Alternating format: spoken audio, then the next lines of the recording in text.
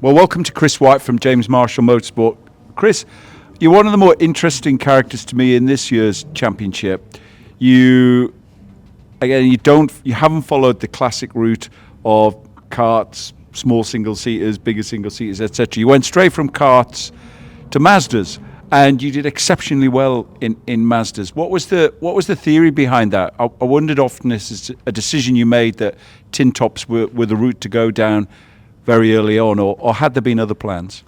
Well, my dad's best mates with Andy Neal, who's done a lot of racing through New Zealand, and I was best mates with his son, and he went to Formula Ford, and we were teammates in go-karting for the 9 years.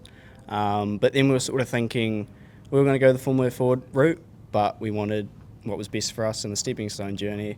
So we sort of thought what was the best path for us, and we met a lot of really nice guys in the Mazda series, and they were like pushing us to get one, so we thought, well, we could get one, see how it goes, and then we did 2 seasons, managed to get second in the first season and then win the next one. And then we were thinking of doing a third one, but a lot of the Mazda guys had previously done GR86, so they pushed us to get one, and then we talked to Amanda, Nico, and then sort of went on from there. But I think the Mazda was the best option for me. All the skills I've got in the Toyotas I learnt from the Mazdas, any skill, all the data, analysis, and just talking to people. So I think it was the best step. Also being a one-make series, all the sort of small things are the exact same as the Toyota, so I think it was really good. It's interesting that you talk about making that easy step from the Mazda to the 86. Do you think that's an easier step than it would have been for someone winning in Formula Ford? Is it potentially an advantage to make that change from single seaters to tin tops early in your career if that's the route you're looking to take? Yeah, I think so, because the Formula Ford is very similar to a go-kart, completely different dynamics to a tin top. So I think being able to go from tin top to tin top really helped me out to get on the pace fast and be able to achieve stuff early on. Where if going from the Formula Ford, everything I learnt from there would have to be out the back window. So I think it was just a good small step forward, but it was a strong step at the same time. Plenty of talent there with you. You were a winner in the Tony Quinn Foundation Scholarship for the prize fund to go towards this drive. There's some quite notable people on that group of trustees. Do they follow what you're doing? Do they keep tabs on you? Yeah, definitely. I think the foundation, they keep a close eye on me with everything I do.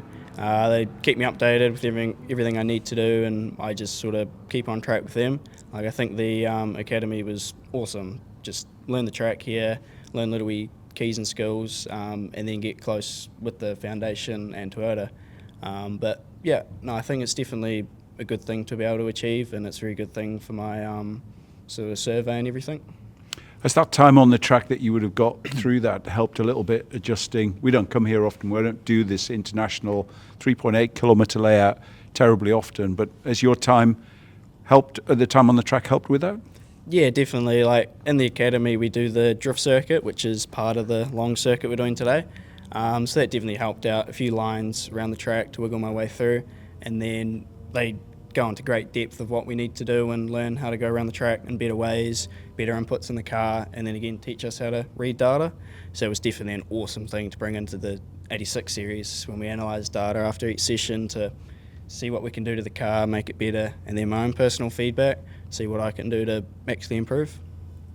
Things move fast in this sport, not just on the track. But what about your planning? Do you go from race to race, season to season, or do you and your dad kind of say, look, we want to get there eventually, and this is the plan? How do you go about it?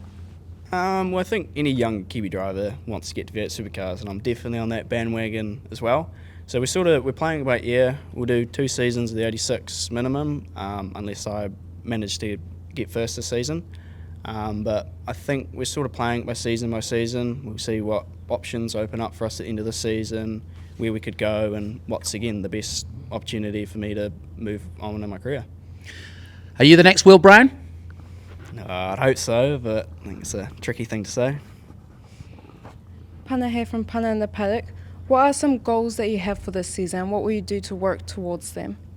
Definitely get rookie of the year. I think that's a great achievement. The prize I've got up this year is awesome. Going to Bathurst in the 86 series, so I think that would be an awesome opportunity to get my name out over in Australia. I think that's the biggest goal, so I'll work as hard as I can on and off track to be able to achieve that, and then the biggest goal is to win it. Well, thanks for your time this afternoon, Chris. Go well this weekend. Cheers, thank Good you. luck, man.